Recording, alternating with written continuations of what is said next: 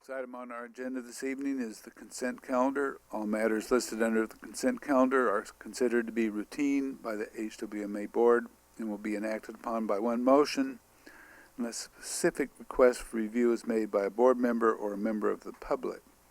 The consent calendar will not be read. There will be no separate discussion of these items unless polled for discussion.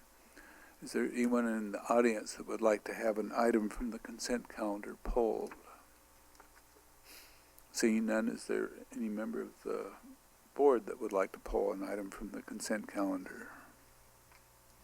No, I will make a motion to approve the consent calendar. We have a motion. Is there a second? I'll second. We have a second. All in favor say aye.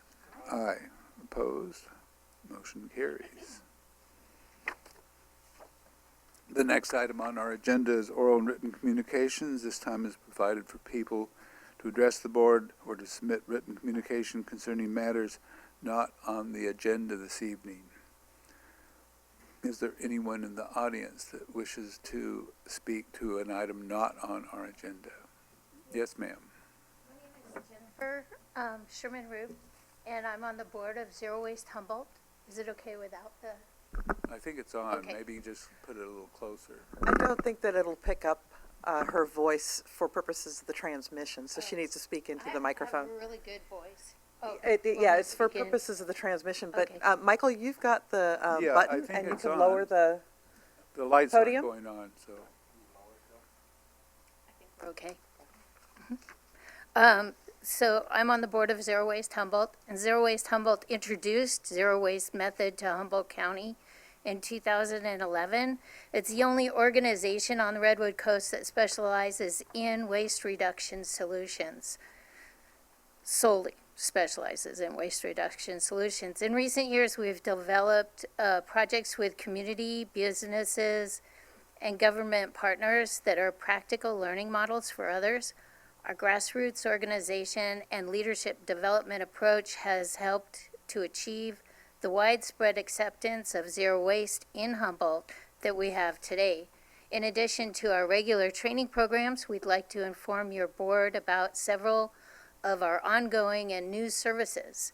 Since the 50th anniversary of Earth Day is coming up next month, we'll be giving a number of presentations around the county, and we'd like to schedule time on your April or May board meeting agenda for a presentation about zero waste and what our organization does.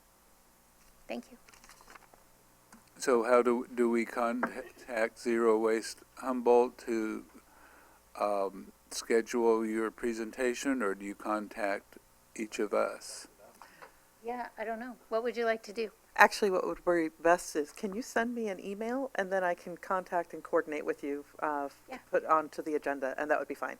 Yeah. Yeah. And I'll find your email on, It's simply jduffy@hwma.net.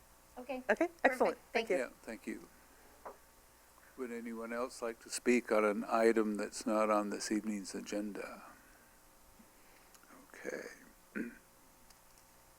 So the next item on our agenda is to receive presentation on North Coast Recycling Market Development Zone activities for fiscal year 2019-2020.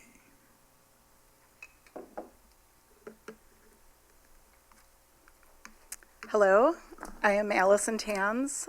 I am an economic development specialist for the County of Humboldt, and I am the zone administrator for the North Coast Recycling Market Development Zone. The zone is made up of Del Norte County and Humboldt County, and we work with Cal Recycle very closely. The goal is to increase diversion of non-hazardous solid waste away from California landfills and to promote market demand for secondary and post-consumer materials.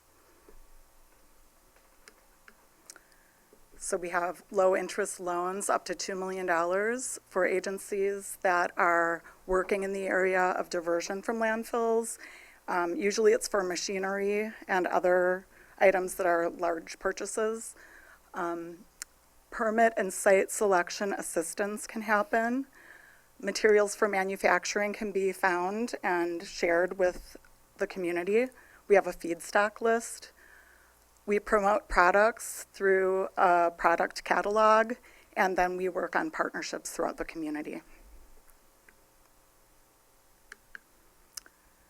The progress report is including types and total amounts of post-consumer waste, materials used as feedstock, and that goes to CalRecycle every year.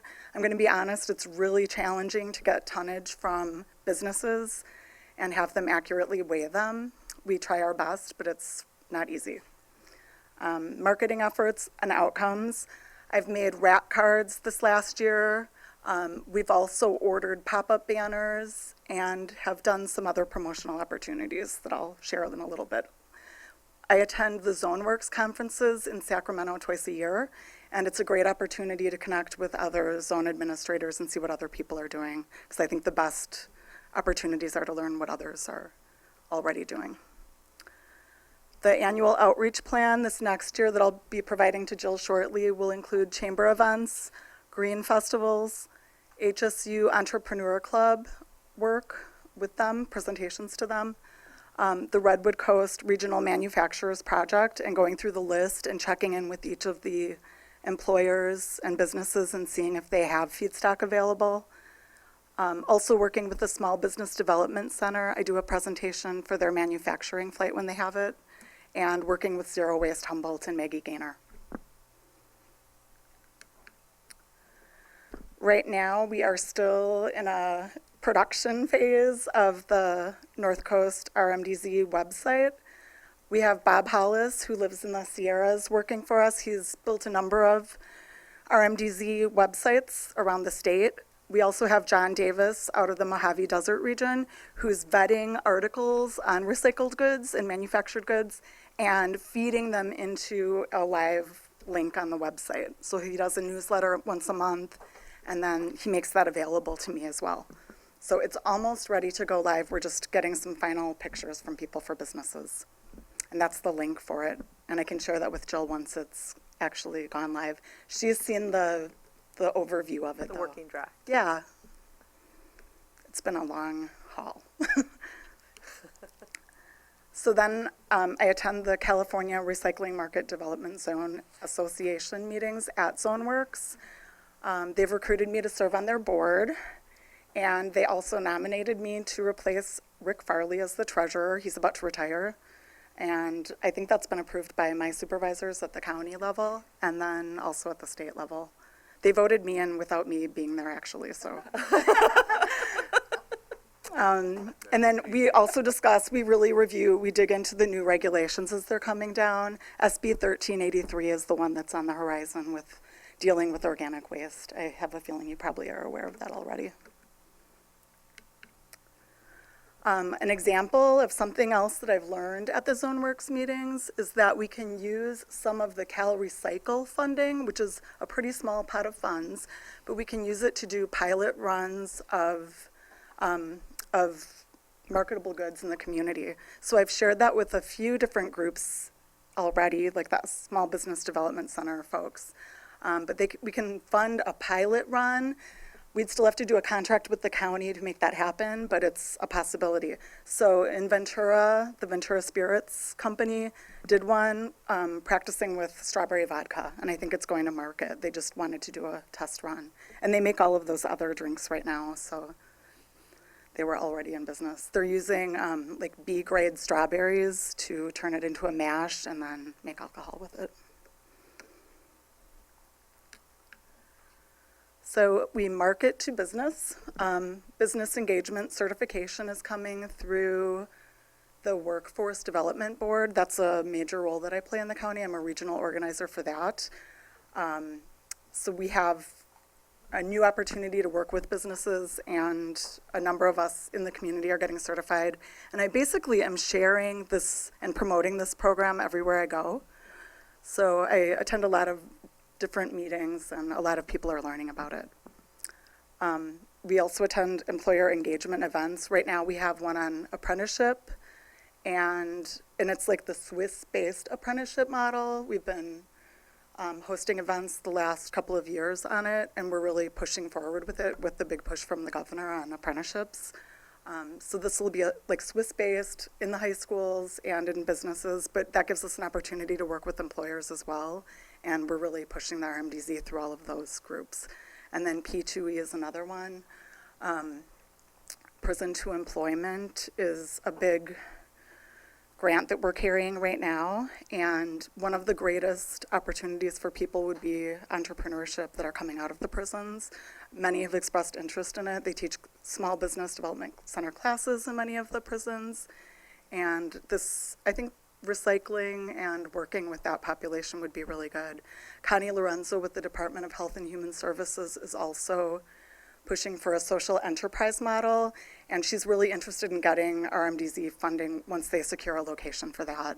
So I think it's a great opportunity. And then the website is about to go live, and within the website there's also a Facebook link. We're starting small so we can manage it effectively, and then we'll expand from there. And then I'd like to advertise in the North Coast Journal, just looking for other businesses that are interested, because I feel like we're not getting the word, we're not reaching everyone in the community. Maybe Last Coast Outpost or something, more than what we're doing. So field inquiries, I take calls from a variety of people who are interested in opening businesses. This last year, it's included a group that wanted to do like a sorting recycling project, and they reached out to Jill as well. There have been a few others, not a lot. I did hear from one group today, and I'll expand on that a little bit. Or I heard from them a few days ago, but I included them in this presentation. So we also can promote Cal Recycle loans. When that happens, we link them to the zone liaison, who is Spencer Fine, and he refers them over to the loan department at Cal Recycle. And then other financing options are available as well, and we can help with that. So this is the new business that's been interested. Their management team is on the board. The man on the right is the one that I've been working with. He's a professor at CR. His name is Matt. And then these are what they're working on. So the first is a doob tube on the top, which holds cannabis joints. The second is there's something, so those are already in production made of recycled plastic. The second, I'll expand on that a little bit too. They're trying to get certification for safety for children, because right now, like, the plastic isn't safe, and to keep it out of the hands of children is another issue. So the process for that is at least $10,000 from what they've found. They're doing a lot of research, and I'm going to link them to Cal Recycle so they can help them do that work.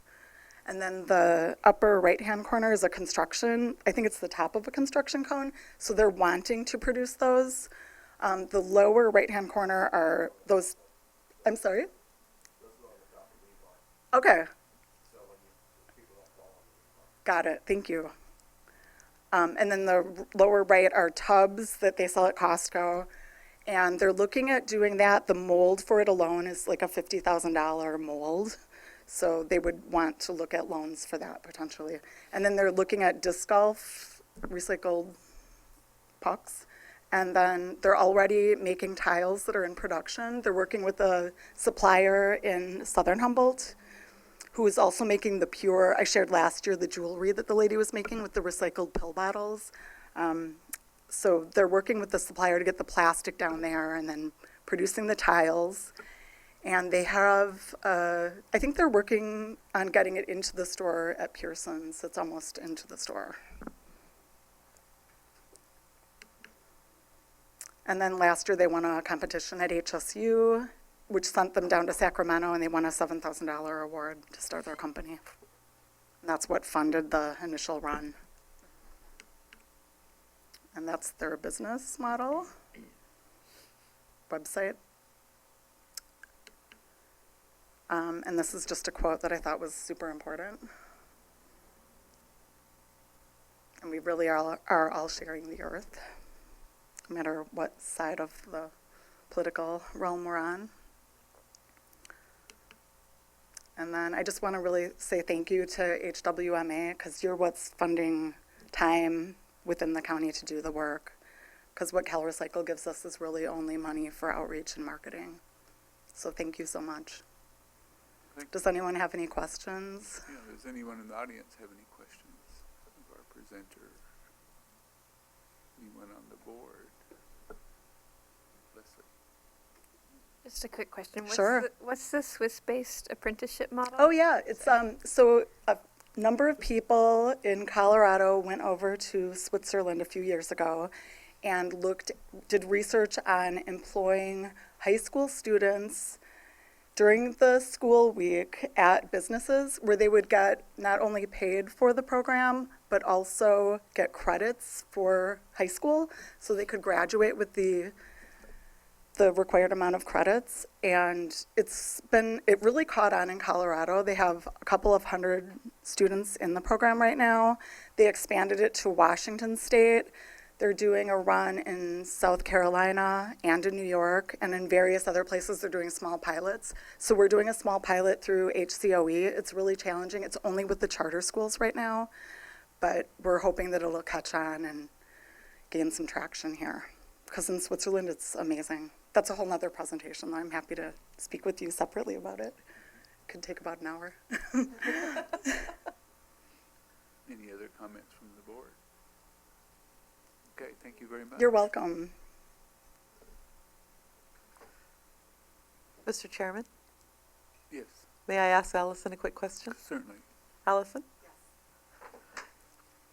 When you're talking about the feedstock, I'm wondering if you are aware or you are working towards identifying a location where materials can be brought in and stored for purposes of later distribution. And the reason I ask is we do receive some materials that if we were able to kind of intervene or redirect, that could have some beneficial use. So for instance, we get a lot of styrofoam. Recently we received, I want to say 8, maybe it was more than that, pallets full of clone trays that were the wrong ones that were ordered, and so they had it disposed of as waste. They were unused, they were still sterilized, and it would be great. I mean, we just don't have the capacity, in our realm to get that material out and then back in for reuse. Is that something that you're looking at incorporating as part of the RMDZ program for your feedstock?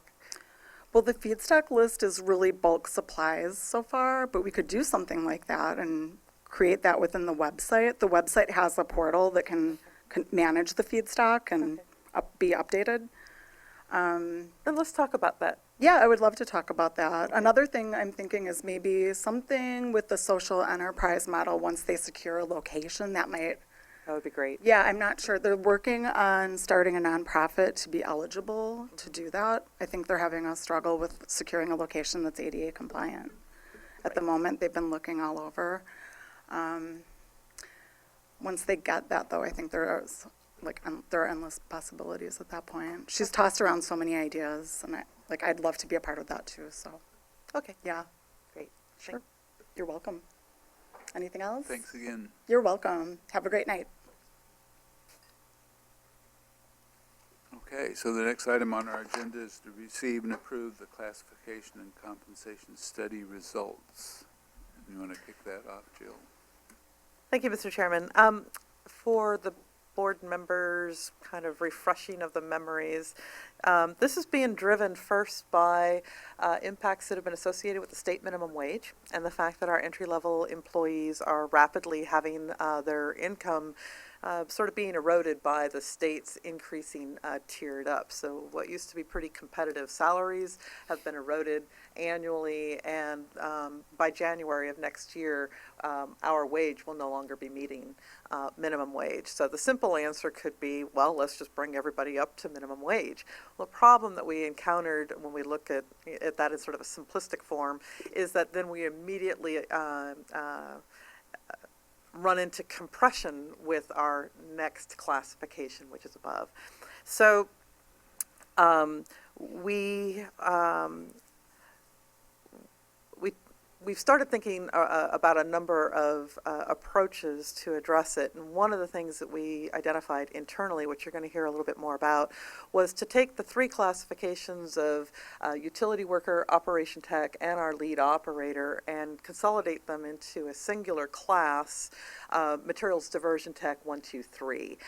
That would allow us more flexibility in being able to assign employees based on their years of service in addition to their competencies and aptitudes, so that, you know, we're not having to wait for an opening to occur as a operator tech when somebody has that skill set. So we're looking at consolidating, which would allow us some more flexibility in how we are assigning employees. Prior to the development of the report that you're going to be seeing today, I want to let board members know that HWMA has never had a professional compensation and benefits analysis that has been done. So as we were looking into how do we address the state minimum wage, how do we minimize compression, how do we ensure that our employees are at a market comparable, we just didn't have the resources in-house to do that. So we secured the assistance of Coffin Associates to prepare the report that you have this evening and that you're going to be receiving the presentation for. And I think I'm just going to hold it there for, you know, just sort of like the opening. But I want to introduce Katie. She's the president of Coffin Associates, and she's done the work that is contained in the board packet today. And we've had a really good working relationship thus far, and about an hour ago, we laid all this out to the employees. So they had the opportunity to ask questions directly of Katie, and we'll continue some of our conversations with the employees. So go ahead. Thank you, Jill. And good evening to the board. Thank you for having me here this evening. Do I need to move it up a little bit more?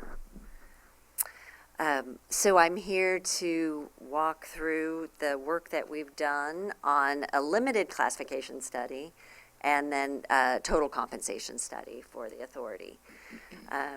So I'll be walking through our process and methodology, our findings and recommendations, and then generally the recommendation to accept and file the report.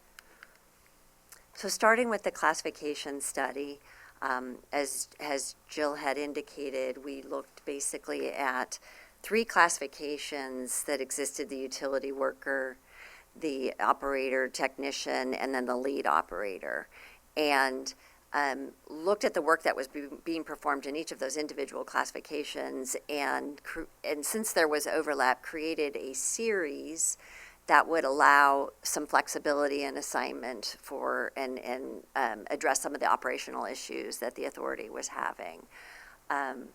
The idea of a flexibly staffed class means that as somebody comes in and as entry level, they would be paid at a level below a fully competent level while they're learning the operations of the organization and are able to be exposed to the full range of duties and master competency. And then at that point, when we've measured that they can independently perform the full range of duties, they would move to the 2 level. And then for those individuals who are willing to take a greater role in providing administrative support to the operations or to operate heavy equipment, have a higher skill set, and take on a more preponderant role in training less experienced staff, they could move to the 3 level as well. So what we did to initiate this work is that we met, I came to the authority offices, met with the project team, which was the management team essentially.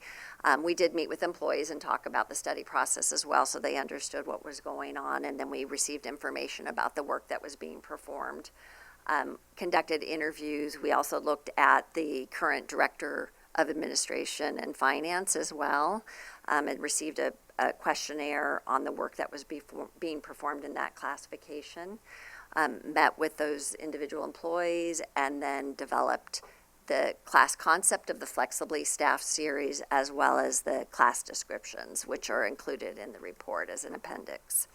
And then, of course, had the authority management team's review of this. So ultimately, in this limited classification study, what we were really recommending is a title change for the Director of Finance and Administration to a more common industry title that we see out there to represent this body of work, which is Administrative Services Director. That essentially is often fiscally driven, but there's responsibility for other administrative components such as human resources and IT and the commission or the board work as well. And then as I mentioned, we looked at the operators and the utility workers body of work and created this flexibly staffed materials diversion technician 1, 2, 3. Which again, the class descriptions have been updated to reflect the work that's actually being performed and then is included in your packet. So then, once we had these new descriptions, we moved forward on the total compensation study for the entire authority. So we utilized the original descriptions for all of the other classifications that exist, which I think there are 20 of them altogether. And before we can begin a compensation survey, there are 3 elements that we need to determine. One of them being, the comparator group, who is your labor market. And this is particularly challenging in your industry. I've done a few studies in this industry and have found, that not necessarily this function isn't housed in special districts. Not every waste management service that is provided within a public agency looks the same.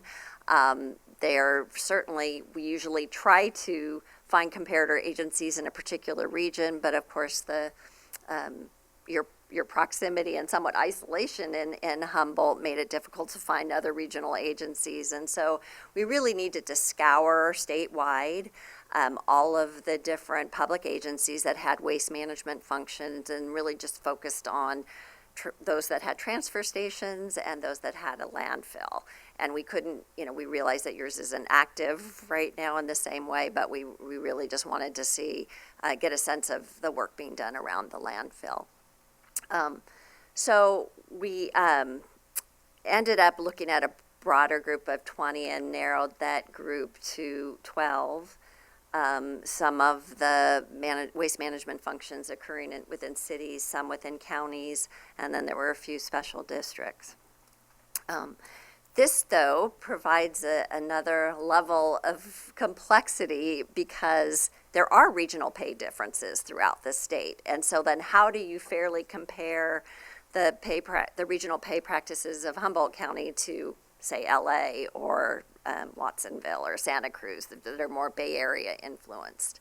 So we subscribe to a database called the Economic Research Institute, and this database gathers pay practices throughout the country on a regular basis, and it identifies regional trends. And within the state of California, the Bay Area is the highest cost of labor market, and then there's differentials that are paid to different regions throughout the state.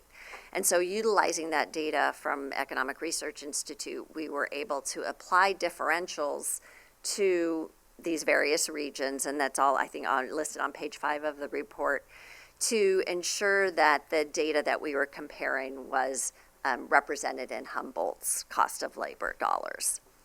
So we went through that process as well. We chose to survey, when we go in and collect market information, we're not going to survey every single classification, mostly because often in series, the agencies may have different levels. They're not defined the same. What we want to do is we want to choose classifications or body of work that we're likely going to find in other agencies, and that we can measure the distinct service and knowledge-based differences that exist within those job families. So we ended up surveying 15 benchmarks, and we collected consistent benefits data from each of those comparators. The data collection process is very extensive, but as you know, as an individual employee, you can have 15 people and they're all going to walk away with different benefits packages depending on their marital status and how long they've been with an agency. And so what's important to do is to create a straw person that is most representative of the typical employee at the authority, which we designate as a 5-year, an employee who's completed 5 years. This is important for calculating vacation benefits. We looked at an employee plus family for calculating health benefits. And then we looked at the classic tier employee in the retirement system, again, because depending on when you may have joined, you could be in the PEPRA group. For competitiveness purposes, we still find that there are enough employees in the classic tier, and that is where you're going to measure differences between employers. So we looked at that formula that applied to each of these agencies. And then we go in and we look at their class system and their budgets and their pay schedules, and mostly rely on the class descriptions to say who is doing similar work to this particular class benchmark that we're surveying, and we make the match and then represent to you the total compensation package that that particular classification would receive in the organization. So that picks up the bargaining unit that they may belong to and those pay differences that may occur within different bargaining units. So there's extensive analysis. We make follow-up calls to the organizations when we're not clear on the work, and certainly to get up-to-date information on premium costs and the different costs of the benefits. So what we found and what we compile for you is summarized for each benchmark on 3 data spreadsheets. One that summarizes base salary. What we pick up is the top step or the top natural step, what an employee would expect to receive after 5 years and moving through a salary schedule. And then, of course, that is adjusted for cost of labor differential, so you can see all of that displayed on the first page of the spreadsheet. Then we collect the cost to the employer for the various benefits and retirement, health insurances, and leaves. And so that is represented in monthly dollars as well, line by line, which is an important information for employees to know as well. And then add the base salary plus benefits to determine the total compensation for that particular benchmark. And what we found overall is that when we looked at base salary, the authority on average, looking at all of the 15 benchmarks, we were actually able to get sufficient information on 12 of those 15, 3 benchmarks. We have to have 4 matches for a benchmark to be able to provide some market statistical information. And there were 3 classifications that just didn't exist.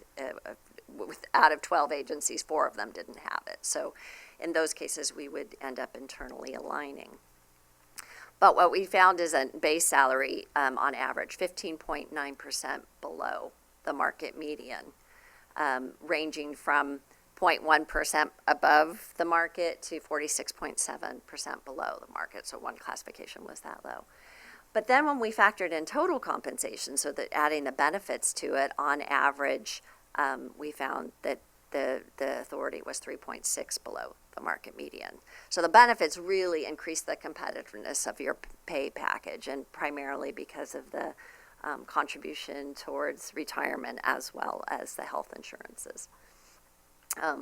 So what we did then is we put together, and this is in Appendix 3 of your report, a range structure that's most typical practice within public agencies, which is, this happens to have 60 ranges, which encompasses your lowest paid and highest paid classification, and allows a methodical way to look at relationships between organizations. Between classifications. There's 2.5% between each range, 5% between each step in the range, and 5 steps. So it's about a 21.5% range width, and that's, I think, consistent with what you have right now. There just wasn't consistency between the ranges, so we've established that with the 2.5%. And then we went through and used the market data to place each of the 12 benchmarks that we had data on.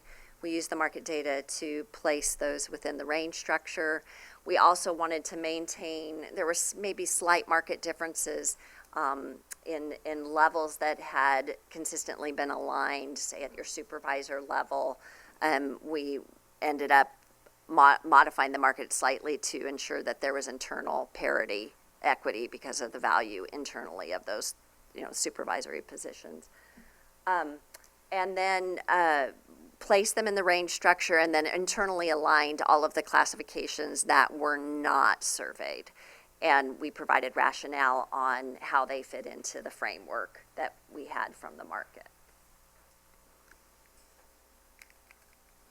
So at this point, we've completed providing market data. The intention of the market data and the recommendations related to that is to help you in your decision-making process. And ultimately, what management and the board need to do is, what is your compensation philosophy? And there are a lot of factors that go into determining that. You have difficulty recruiting and retaining, and how is that going to fit into operationally to maximize efficiency on how you do perform and assign the work.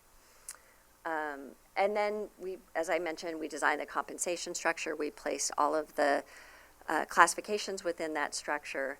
And then the organization moves to the decision making. How are we going to implement this? Where do we want to be relative to the market? And then the details of individual employee pay, which is usually determined on the authority's internal structure. So after that, continued maintenance and administration, watching COLA increases on a periodic basis and maintaining that structure would be necessary.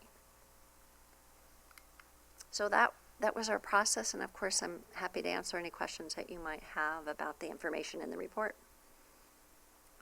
Does anyone in the audience have any questions?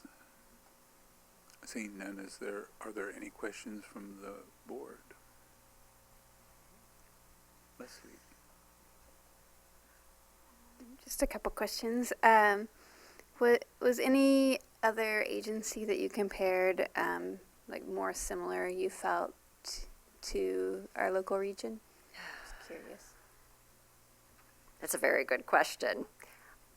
I don't think so. I remember going through, Monterey Regional Waste Management District is a very, very large operation with the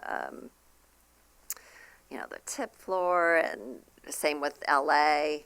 We just really tried to focus on not the entire operation, but making sure that the work that was being performed was able to be matched. But I'm not identifying or remembering one that was particularly close. It was challenging because just as you had not updated descriptions in many years, we found that to be the case in many of these divisions within these larger organizations as well. And so we really had to pour through and look at org charts and the descriptions themselves and have discussions with staff to ensure that we are matching the right work. Mm-hmm. Great. And then I noticed in the proposed range placement recommendations that most of them, are an increase, but there's some that are a decrease. Correct. I imagine when actually applying this to salaries that you wouldn't necessarily want to propose to, I guess maybe it's a question for you too, Jill, like how do we, I wouldn't imagine proposing a wage decrease to anyone or. Right. So I think the important thing to note is that the transition to a new plan isn't going to result in a change to every employee's pay. We may see a recalibration, if you will. I can go ahead and point to myself. Even though I'm working under a contract, you'll see that my salary, according to the comparables they use, is slightly higher. So it wouldn't be that I would take a decrease. It would be that Y factor of maintaining it for a period of time. That's a conversation we will have at a different time. But it would be kind of similar for somebody else. So what we are doing right now is we're taking the recommendations that Katie and her team have developed, and we're going to be going through a further analysis and actually looking at some of our other employees. One of our challenges is that when HWMA was formed, there were essentially 3 employees. The recommendation came from the executive committee as to what the salary should be. All the other services that HWMA performed were outsourced to a private contractor. We bought out that private contractor. that came with the assurance that we were going to provide the same level of pay for those employees. We had another contractor performing another service. Those employees were actually less paid, not the same pay. And we folded them in to perform the same services, but as employees of the authority. So we do have some internal differentials. And so one of the analyses that we need to go through is that pay structure and figure out how do we kind of create a range, if you will, that's going to best capture all of those employees. So, you know, her recommendation is her recommendation. We're going to be coming to you with some modifications at a future time, and one that is going to be able to fit within the range of our budget that we're looking at. So we're trying to figure out, you know, where's the sweet spot for bringing in the equity, being able again to meet that state minimum wage, and then to do that recalibration.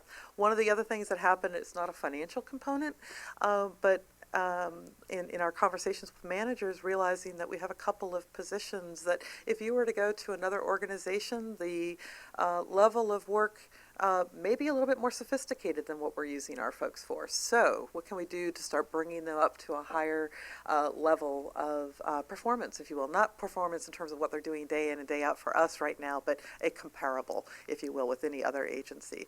So this is the first time that we've had this kind of an examination that has been done, and the information has been really beneficial for all of us.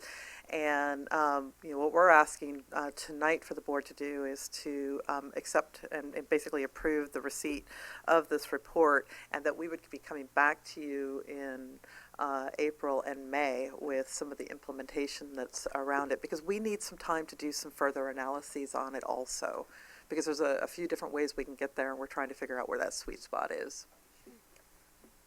And I would just add also, when we conduct a study like this, we will find that some positions may be competitive and others are further away from the market. And for those that may be paid over the market median, we would just Y-rate them and hold them in place until the market caught up. And so they wouldn't lose anything. They would just maintain salary until. Thank you. Do you do these for private companies too, or just for government agencies? We don't. We work with the public sector. Okay, because in all my years in private sector, I've never known a private sector company to do a price comparison study. You know, it's what the market will bear and where you can get the personnel to do the job. So I actually used to do compensation in the private sector, and what often happened, so I was in the high-tech industry, we would get other software developers to anonymously contribute to a survey, and the surveyors would put all the information together in an anonymous format and give you information in that form. So you can get it more customized, it's just not as transparent. Kind of like Monster does. More specific. So there were usually fewer vendors that were more directly aligned in the industry that I worked in. So if I read this report, anything with it looks like if we average out, we're within 4.3%. Was that right? When you throw in the 3.6. compensation package. It was 3.6 Okay, at total. 3.6. So what I'm saying, and you've got a range acceptable within 5%. So Correct. we're there, and I think probably the only two comparables I would look at on that whole list would probably be Watsonville and Stanislaus, just with medium home prices and raises, just because of the ag community and stuff down there. So some of those places, I mean, Monterey and things like that, it's hard to get people to work down there because of the home pricing and things like that. So Again, we did adjust salaries for the regional pay differences. So they all have been adjusted to reflect this region's pay dollars. I guess So when you look at the spreadsheets, you'll see, here's the actual salary, the actual top step that is being paid. Yeah. Most of them have been adjusted down, I think anywhere from 7 to 14% to reflect Humboldt region's pay. So that equity has already been established in the data that you've received. And does this change at all if there was a 8.5 unemployment rate compared to a 3.5 unemployment rate? We're reporting to you what people are paying right now.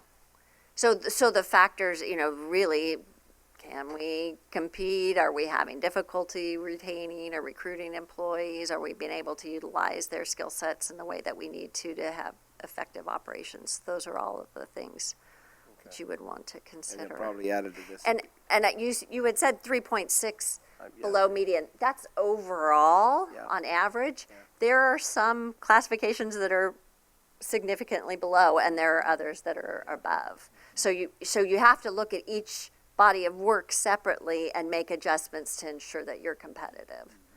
And so then the last but not least, we probably need to have to even do this is to find out what our turnover rate is. So we presented to you, it's been a little bit, about a year, and we were having a pretty significant turnover rate at that time.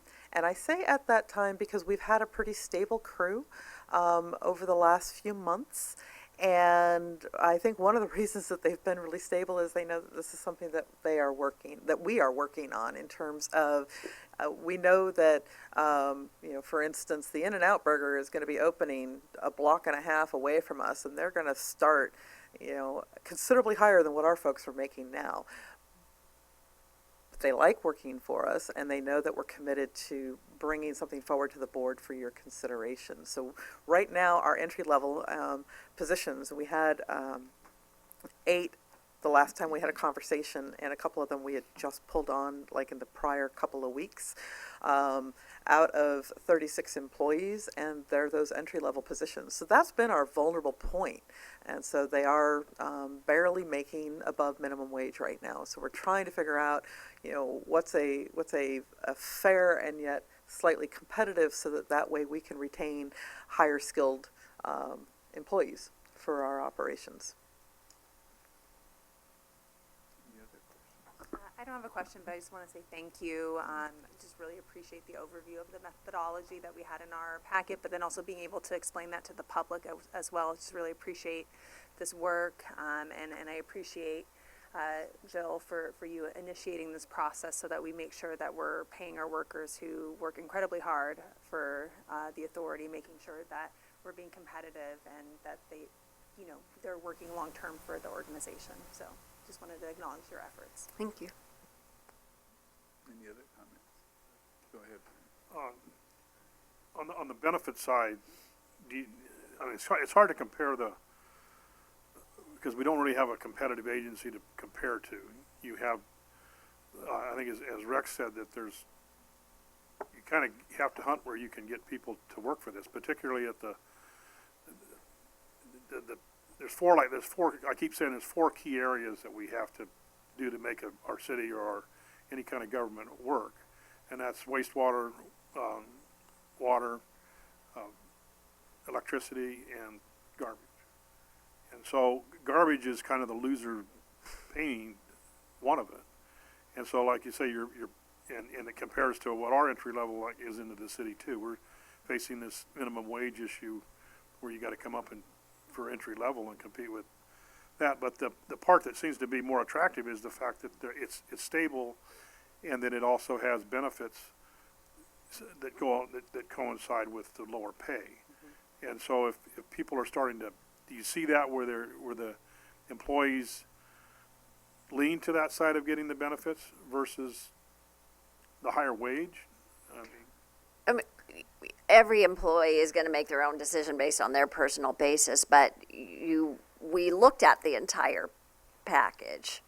What we found is that the goal is to be within 5% of the market median. You were on average 15.9% below just looking at the base pay. So then when we looked at benefits, which are very competitive, in fact, it puts you in a very substantially better position, where on average you were only 3.6% below market.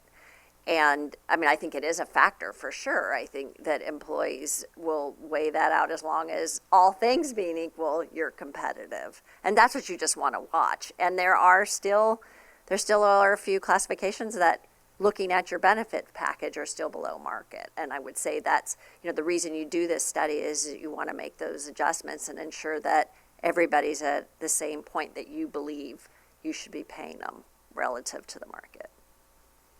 Because one of the things that we see in the industry that where I work is that the travel distance, because if you're going from one side of the county to the other, and it relates a lot to housing and where you can afford to buy Right. a house. But the time you take that time into the travel rate and add that into what it turns into an hourly wage, that benefit package is big. And then it also depends on what your spouse is doing, if you have one. They may have a higher paying hourly wage, but less of the benefits. And so some people work for benefits versus the other. So this is a tough market to keep good employees in, and that's I'm all for giving people more money, but it's also what your budget. I mean, that's what you Right. said you're going to bring forward. Exactly. as we And that's go, what we'll but- be bringing forward, absolutely, because, we are mindful, and I do want to add that there was some preliminary work that we had done in-house, just taking a look at how we compare to our member agencies, for instance. And depending on some of the positions, we saw anywhere between a 15 and 20% pay differential. And to be honest, that's what most people are going to see when they look. They don't think about the compensation component. And so being able to share with our employees, yeah, we know that you can take a look at an advertisement for a vacancy at the city of Eureka and it looks like a lot more, but when you factor in our total compensation, it's not quite that loss that you thought it was. So that's part of the reason we've been able to maintain a pretty stable crew as of late, because they seem to be a little bit more aware of the total benefits component, which is good. But like I say, what's really driving this whole thing to begin with was the changes into the state with the minimum wage, that erosion to those formerly pretty competitive positions, trying to minimize the compression by just simply moving it up, but then also making sure that we weren't getting out of whack with the rest of the market. We couldn't make the recommendation, just bring everybody up, 8%, 10%, 15%. We needed it still to be rooted in something which was real, which is why we wanted to get, just some additional resources and analyses that we simply didn't have in-house, the ability to do that. And so we've gone through this. It is really hard. I mean, we can look at the Solid Waste Authority in Del Norte County, 3 people. It's an executive director and a couple of programs analysts because everything else is outsourced. They're not managing a landfill. Same sort of thing with down in Mendocino County, which would be the next comparable. They have an executive director and they have a couple of household hazardous waste technicians and a secretary. It in no way, shape, or form captures a transfer station, a CRV buyback center, a landfill that is closed, so it's hard for us to compare landfills, in addition to the household hazardous waste facility that we operate. So, Katie contacted me a couple of times, and we did have to really work at figuring out who was going to be comparable, but we had more confidence in that she was able to get that cost of labor adjustment. So it wasn't so out of whack, in terms of, well, those are Los Angeles, prices. Well, we got that geographic overlay, which helps to recalibrate what that figure is. So we had confidence in bringing this before you, and, the fact that we're looking at kind of a difference of 3.6% is palatable. We're going to be able to find a way to bring you forward a proposal that we can address this and find our way through the state minimum wage impact. Thank you. Yeah, I just have a quick question, but this kind of builds on what Frank was talking about, but in slightly a different vein in what I would call quality of life. I think probably most of us that live up here could be making a lot more money if we lived in Berkeley or Oakland, but who wants to live in Berkeley and Oakland, other than yourself? You may be moving up here eventually. Depends on how many times you visit. That's a qualitative consideration that I guess would be next to impossible to measure. Right. But it's definitely And very personal to each individual, so, yes, yeah. again, personal, yeah. I mean, I'm aware of our Class 3 wastewater operator could be making a lot more money almost anywhere, even in this county, but he grew up in Ferndale, has family in Ferndale, and likes living and working in Ferndale, so those kinds of considerations. And then somewhat tangential to this, I noticed in your report, you just had a comment that we Humboldt Waste Management does not pay into Social Security.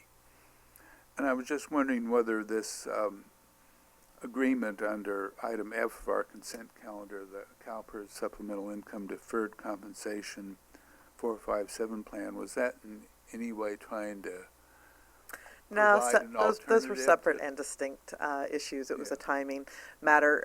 The deferred compensation 457 that was identified that in the consent calendar, we do have one 457 plan. It's a deferred compensation plan, which employees are able to participate in at their will. They pay into it. The authority does not make any sort of contributions or match to that. Any costs that's associated with it have been purely on the administrative function of making sure that the monies are being deducted from the employees' paychecks and then put into the account. We currently have Mass Mutual. This is going to be able to provide an alternate deferred compensation program, and it appears to have potentially some more benefits to the employees should they need to take out a loan against that money, which is not an option that you have underneath Mass Mutual right now. So the Social Security component, that was a decision that was made by not this board, but a previous board of HWMA in its, in the very beginning, in the early years, because there wasn't a whole lot of, money in the ability to kind of manage these things. Jack Thompson, who was the representative from Rio Dell, did ask us to take a look at one point for the Social Security if we were to implement that. It was pretty cost prohibitive for us to be able to pick that up on top of what we're doing right now. The state of California and Social Security both allow that you don't have to pay into Social Security if you're contributing to a similar pension retirement account like CalPERS. So we do participate in CalPERS in lieu of Social Security. City of Arcata, the County of Humboldt, they participate in both. I can't speak for the City of Eureka or I don't think Ferndale or Rio Dell that you guys participate in CalPERS at all. No, And I'm not certain about Blue Lake. we do Social Security and there's a deferred compensation Okay. thing they pay into. And do you a match? No, we don't do, I don't believe, we do like a 401k thing. Yeah. We don't do any of that. So, do you think that's a disincentive for some people if we don't put into Social Security, or? I think I've seen a couple things that have happened around that. For some people, they're young in their career, and a retirement is a long ways away. I recall being 21 years old going to work and thinking, I'm never going to retire. That's not going to happen. And I'm trying to figure out how the years have gone by so fast. And that's a real thing. It's so you don't think about it when you're early in your career. There have been a couple of employees who,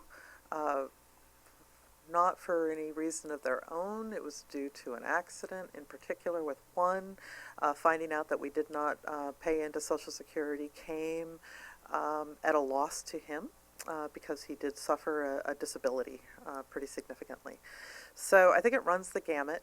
Some people come to us after they've been in the workforce for a number of years, a number of the mills that have closed, and we've picked up some of those operators, so they have already paid in, so they do have the qualifying time into Social Security. They will be able to draw in addition to the CalPERS. So, it really does run the gamut. Yeah. But I think the hardest part is that a lot of people are not self-disciplined for being able to establish, monies going into funds for retirement, oftentimes until they hit about the age of 50 when it's finally on the horizon. Yeah, when it's too late, yeah. Okay, thank you. Well, thank you, Katie. Very Thank you so much for interesting having me report, this evening. and thanks for your effort. Great. Okay, next item on our agenda is board member reports. Any reports from Blue Lake? Oh, do we need to make a motion to accept Oh, the right, report? we do. Thank you. And I Thank- will make that motion Thank you. to accept the report. We have a motion, is there a second? I'll second it. You have a second? All in favor, say aye. Aye. Aye. Opposed? Motion carries. Thank you. Board member reports, any board member reports? Yeah, okay. Yeah, no, don't either. No. Eureka. Up I to did you. attend a zero waste training a couple weeks ago. Oh, good, good. Glad to hear that. And next item is Executive Director's Report. So a couple of items that I just want to highlight. First off, I'd like to introduce Anthony Heacock. He is our new Director of Environmental Health and Safety, and you got to wave your hand there. And he started work for us on February 3rd, and I just want to point out February 3rd was a really big day because he started work, and we had Cascadia Consulting come into HWMA, and they kicked off the first of the waste audits that we were doing. So we had a team working out of our transfer station, and all of the solid waste that was being sampled from, either McKinleyville or from Rio Dell and Ferndale, the franchise trucks were all coming direct to us, and they conducted samplings. They were able to get 96 samples, so they got the target range that they were trying to get, and they'll be back in June or July so that we can then do our summer sampling, and we anticipate having the waste characterization audit report available around November, so we'll be able to give a presentation then. This is going to be really important for each of the entities to identify, based on your own characterization, where's the low-hanging fruit for being able to continue your materials diversion activities, in terms of, programs and whatnot. Obviously, HWMA will be assisting in whatever way we can, but each community is really different. Blue Lake does not generate the amount of food waste, for instance, that the city of Arcata does. So, maybe there's another material that is a low-hanging fruit for Blue Lake to be looking at. So we're looking forward to that. That same day, we also had Humboldt Baykeeper come out for their site visit of our facility. So, yeah, he got a little, feet to the fire in the moment. He survived the day, so I figured we'll keep him. He seemed to roll with it pretty well.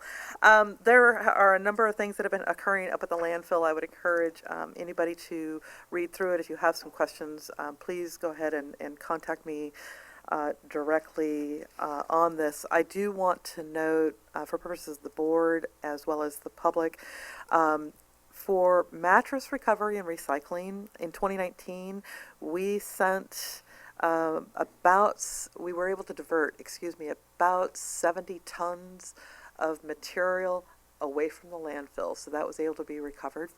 And then probably the other important thing to note is that effective of January of this year, prior to the mattress recovery program, excluded futons from being an eligible material. Futons can now be placed in, so if you're bringing in a futon, we will take that at no charge also. The hot topic of the day seems to be the COVID-19. We've been having a number of conversations internally, some with our employees. As things are continuing to ramp up, we're going to continue our conversations around how we best continue handling our customers in addition to the material that is coming in, so that from a solid waste perspective, material will be handled and transported to landfill with no interruption.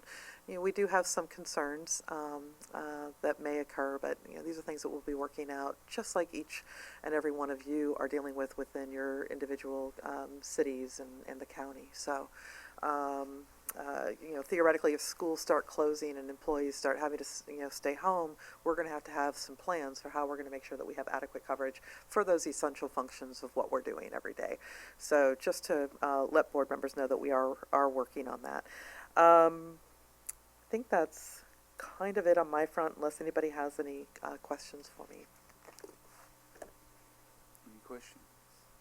Don't see any.